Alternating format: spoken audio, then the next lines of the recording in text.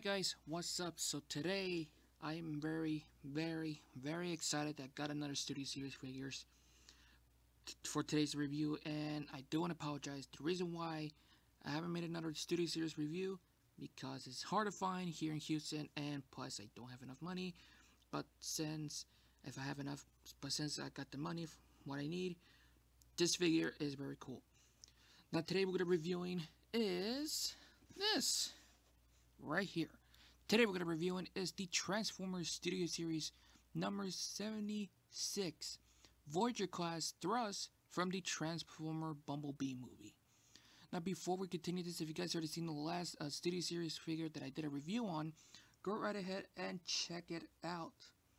And, or if you guys want to see the full playlist of every Studio Series figure that I did, go right ahead and check it out.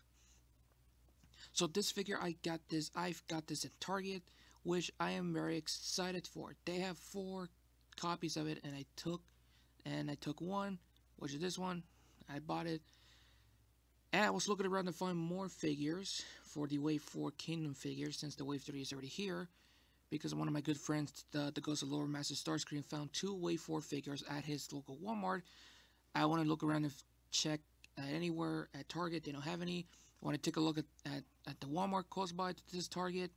Sadly, nothing. What a total bust. So anyways, before we continue this, and sorry I'm wasting time for the introduction. If you're new for this channel, make sure you leave a like, comment, subscribe for my main channel and my gaming channel. Link in the description down below. And make sure to follow my every social media I have. I will do an Anchor podcast probably today or probably something else. Also, I'm still working on the video of the Lego Ninjago City Gardens. I know it's been like a month that I got it for my birthday, and I do want to apologize for it. The editing is pretty pain in my ass, so yeah. So anyways, here's the packaging, what it looks like for Thrust.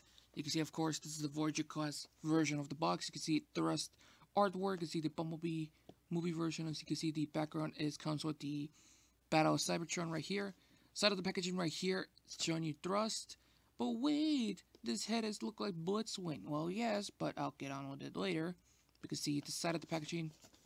The other side of the packaging with Thrust full artwork right here. Well, not fully, but this artwork right here, which is pretty good. I'm not gonna lie, I love this artwork. And here's the back of the packaging, of course.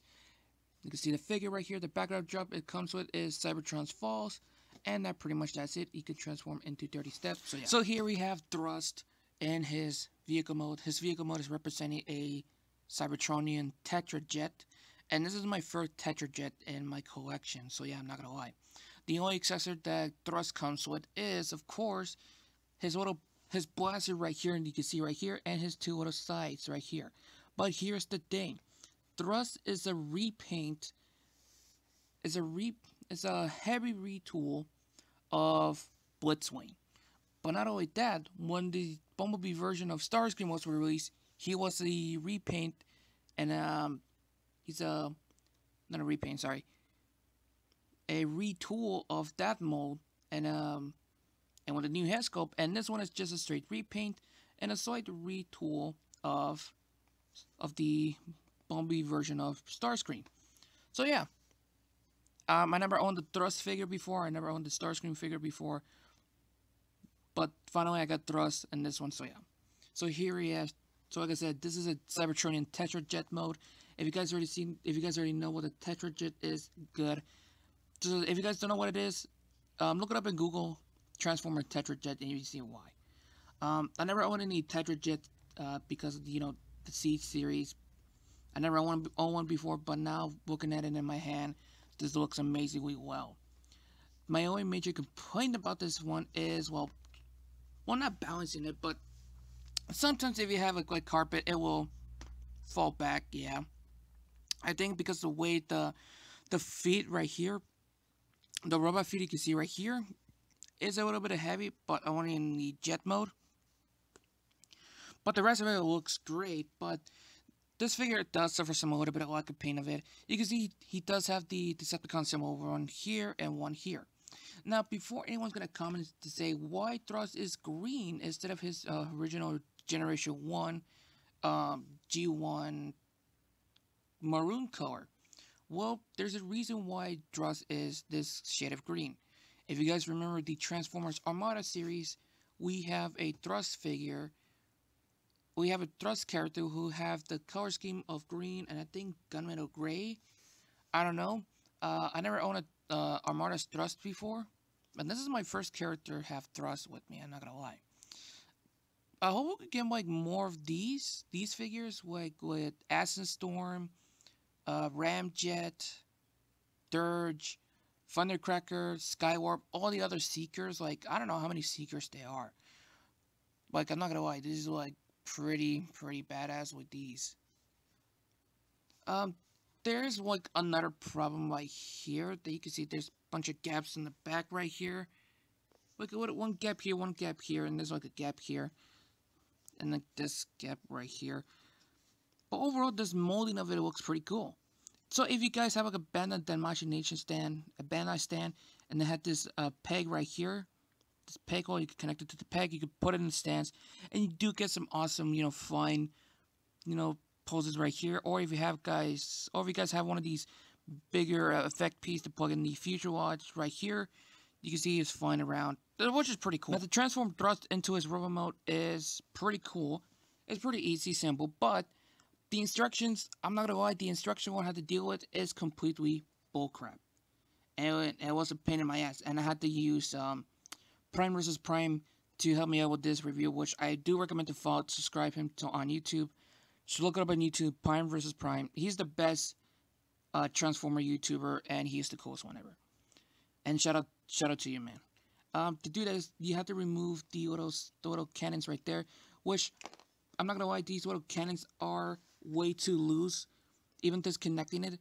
Even worse, forgot to mention one thing, they are a little bit bent, like warped like that, so I might don't like it. So after the recording of it, I'm gonna put a little bit of super glue right here to around the pegs to make it more, so they can plug in better, and hopefully I could get a second copy of it. There's nothing wrong with this copy.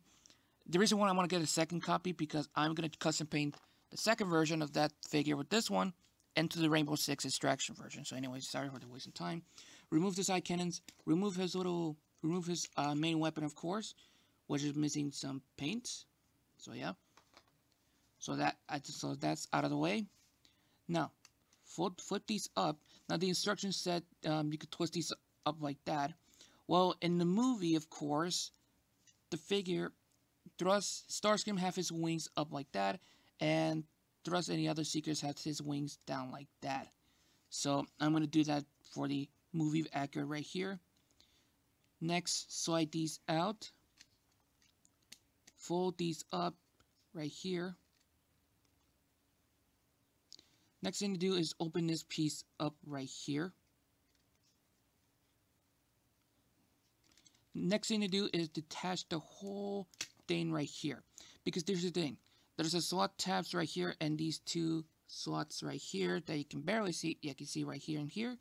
They will connect it right here if you bring the legs together. Just make sure when you try and do that, you have to put the legs, you have to pull like the whole figure together, then connect it down. If not, if you're doing that, then you're not doing it right. So yeah. So anyways, you want to split these up right here, which become the robot's leg. Next thing to do is bring out the arms, so you can have the arms out of the way. You want to angle this up for a bit. Bring this hole right here, and this tabs right here will connect it to these pieces right here that you can see. Bring it here, twist the arm, flip up the hands, straighten out the arms. You get that one side finished. Now for the other side, do the same thing. Bring it out, connect it in, straighten out the arms, twist the arm, twist the forearms, and make sure you flip the hands out. And that's finished. Bring this in this angle first, the rest of the head piece of the robot. Next thing to do is remove this piece, split this piece in half. Bring the nose cone of the Jet out like that. It is hard to take it to pop it because they are in a tab right here, which is this right here. It is a pin that you have to deal with, but if you got it right, you got it right. And that's finished. Bring the whole body of the robot like that. Just make sure the legs is out of the way. do not bump into anything. So let's see here. Let's see here. Just trying to make sure. Bring the head like that. I always forget one thing about the one step is the hydraulics. So make sure to put the hydraulic up like that. Not too far. Just have it like this in this angle. Surround out the arms right here. Make sure everything is like folded out. Push the wings out of the way first. No, wait. Yeah, make sure to have the wings in this angle like that. Now for the legs. The legs is pretty easy, simple, and I like it. The way it's designed. First thing to do is flip these little panel pieces right here. Well, yeah, flip these panel pieces first. I recommend like detach it first, then bend it so this piece can come out. But you have to make sure this piece is down. Oh no, wait, I did it reverse. This piece goes that. The other one goes that way. Twist this bicep right here. Connect this up. Connect this out of the way. Flip the feet down. Push the whole shin leg right here. And after that is finished, you do the same thing on the other side. Do that. Bring this here. Twist this bicep. But here's the thing, the other side right here, which first, pull the feet down. Flip the back fin right here. Bring this whole thing here. Got my finger cut in. Make sure to connect it here. There we go. We're not even finished yet. We are just going to plug in the other two side cannons right here. Facing up or facing down. Does it have it facing down? I don't freaking know. But if you guys can correct me in the comments. After that's finished, plug in his weapon. And there we have Thrust in his robot mode. And this is the reason why I bought this robot mode. Because this head sculpt right here look like he has a gas mask right here. But yeah, I'll show you the head sculpt closely later. But like I said, while transforming it by the first time was a pain in the ass because the instructions doesn't make any sense. But now when I got used to it, is easy as hell. So yeah, the painting, sculpted, the detail of this figure looks amazingly well. The dark gray with the, I don't know, they have some hints of silver, probably not. The dark gray with this this tone of, I don't know what this color is, with the shade of green this figure looks amazingly well. I'm not gonna lie, Thrust looks so cool with this. Now we can get it on with the the problem. The problem is, of course, the lack of paint, but also the other problem is the arm articulation can get in the way by the wings. So yeah, but if you move the wings back far like that, well, if you move the gun out of the way, you could barely do the 360 degrees. Just make sure the arms, having this angle right here. So yeah. Well, but I'll do the articulation later.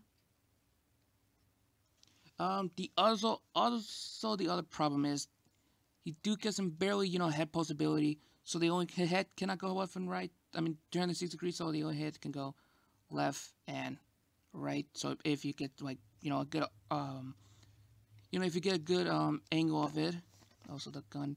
Yeah, for some reason the peg on the weapon right here is a bit short. And it pop off way too easily. I don't know what's wrong with it, though. But yeah. The gun right here, he looked like he had pointing the gun down right here, which looks pretty dumb. I think it's because of the way the design of the wrist right here, or something, I don't know. Well, I'm going to move the gun out of the way. For articulation, of course, like I said, the head can go left and right. It's on a ball joint, so yeah. Let's see. The arms, first thing to do is move this wing piece back here and remove this out of the way. The arms can go 360 degrees. It's on a swivel. Arms can go in and out because it's on a pin right here. Forearms can go 360 degrees. It's on a mushroom peg. His elbow can bend over 90 degrees. The wrist can go up and down because due to the transformation. So yeah. Connect that shit back in. Bring the wings out like that. Now for the waist, you do have some waist articulation, but the rest of the whole pack is in the way. So you do get some waist left and right. His little skirt piece, this piece right here can go in and out like that, up and down like that. His leg can go forward, not that much backwards because this is in the way, and this right here, bicep can go almost barely 360 degrees, but it does go left and right. Let's see what else. A bended knee. For some reason, both sides of the knees are way too stiff. So if you guys have a screwdriver, you can angle it, and you can adjust, you know, the tightness of the elbow joints. I mean the knee joints, sorry, of it. So yeah. He does have an ankle pivot right here. Oh, super pivot, Jesus Christ. And you can pivot the feet up and down. So you do get some good posability of it. He looks pretty cool, I'm not gonna lie. And speaking of which, of the head sculpt, this is the reason why I bought this figure, because this head sculpt is amazingly well. Zoom in more right here. Look at this. Focus, you little bastard. Okay, for some reason doesn't want to focus, but this is the reason why I bought this, because the head sculpt looked like a gas mask, and that's why I want to buy another copy of it, so I could custom paint that one into the Rainbow Six Extraction game. So yeah, but we're not even finished yet. No, we're not even finished yet. So let's move this out of the way. Of course, all the Studio Series line have the background drop. Now, like I said, for Thrust, have the Cybertron fall. So let's move this out of the way and get the background drop out of here. Easier said than done to take this off. Of course, here's the background drop right here. You can see Cybertron right here, which I'm not gonna lie, this background is so amazingly well. It's not the first time it's been released of this background drop. I think Cliff Jumper, the Bumblebee version of that one, the one who got murdered.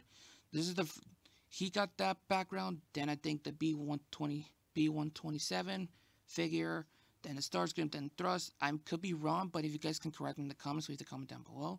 But this looks so amazingly well. Alright, I'm gonna go pause the video, give them the final pause, I'll give you guys my final result if you guys want this figure or not, so I'll be right back.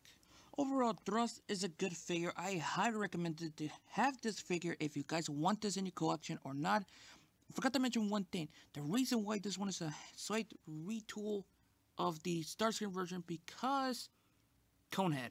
I forgot to mention one thing about it, and I do want to apologize for it, so I'm sorry. But Thrust is a good figure, and I recommend to have this. So if you guys want to see the last Studio Series figure that I review on, go ahead and check it out. Or if you've seen it, or if you want to see the full players I did, go ahead and check it out. So that's it about it. So hopefully I could get more Studio Series figure and for the future. And that's it. Anyways, you guys, have fun, stay safe, and I'm out.